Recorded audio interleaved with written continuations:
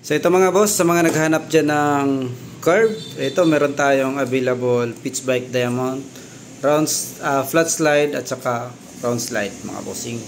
So 28mm yung pinakita natin sa inyo, pero meron din nito 30mm mga boss. So nasa sa inyo na. So ito, papakita ko lang sa inyo mga bossing, sa mga interesado dyan magkabit ng curve na to mga boss. So available na siya ulit. So limited stocks lang din ito siya mga bossing.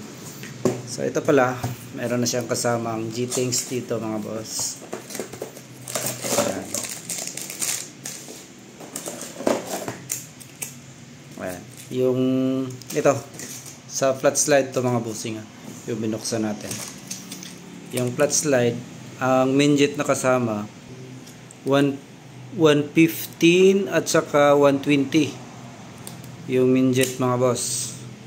At sa slow jet naman 40 at saka 42 at adjustable needle sa flat slide to mga bossing. At meron din pala siyang ito, velocity at manifold. At ito na yung mismong curve natin. So ayan siya mga boss, pitch bike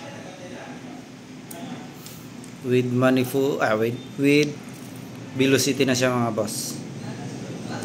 Ayan. Sa mga interesado nito, silipin nyo lang yung comment section or sa description mga boss. So buksan natin. So ito yung kanyang piston mga boss.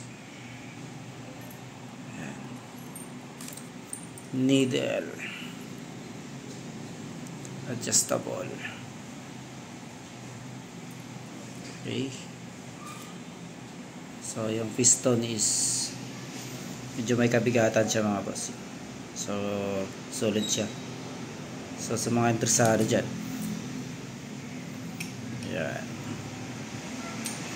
pitch bike diamond curve 28mm. Meron din tayong 30 nito mga boss. So ayan mga bossing, sa mga naghahanap dyan, limited stocks lang to mga boss, kaya sa mga interesado silipin nyo lang yung comment section or sa description. So dito naman tayo sa round slide. Sa mga interesado sa round slide na curve, ito siya. So ito siya mga boss, buksan natin para nyo makita. Ito, unahin natin yung kanyang kits. Ayan, round slide. Silipin din natin. So ganun pa rin mga bossing, meron siyang G-Things, ayan, dalawang GT at isang slow jet mga boss. Ang slow jet meron siyang size na 40 mga boss. So sa main jet naman 28 at saka 20 at saka 115 mga bossing, at needle adjustable. Ayan. Ito na yung ating curve. So inaulit ko mga bossing, limited stocks lang yung ating curve, kaya sa mga interesado dyan at gustong subukan yung performance nito, ayan, pitch bike mga bossing. Ayan, so pang smooth yan, pitch bike diamond. Buksan natin.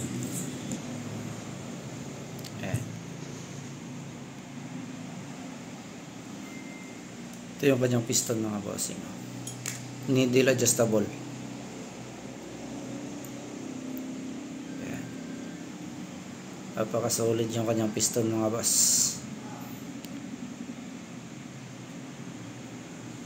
So sa mga interesado, nasa comment section or sa description mga bossing. So ayan, depende na sa inyo kung round or flat. Meron tayong available 30mm dito at saka 30mm din sa ito sa round 28 at saka 30mm dito din, 28 at saka 30mm mga bossing. So ayan, nasa sa inyo na mga boss kung anong curve yung mas prefer nyo. So maganda, sa mga magtatanong din kung anong advantage din talaga ng dalawang curve na to, Sa flat kasi mas advantage talaga yung flat kasi mas quick to siya compare sa round. Pero kapag sa flat din naman magano to habang tumatagal, ganun talaga kapag flat. Alam naman siguro ng lahat, kapag flat yung carb natin is mag-iingay talaga yung piston sa katagalan. So ayan mga bossing. So kung daily use lang naman kayo or daily touring, maganda din yung round mga boss. Ayan. Ayan mga bossing, yung ating carbs. Sa mga interesado dyan, silipin nyo lang yung comment section. Ride safe.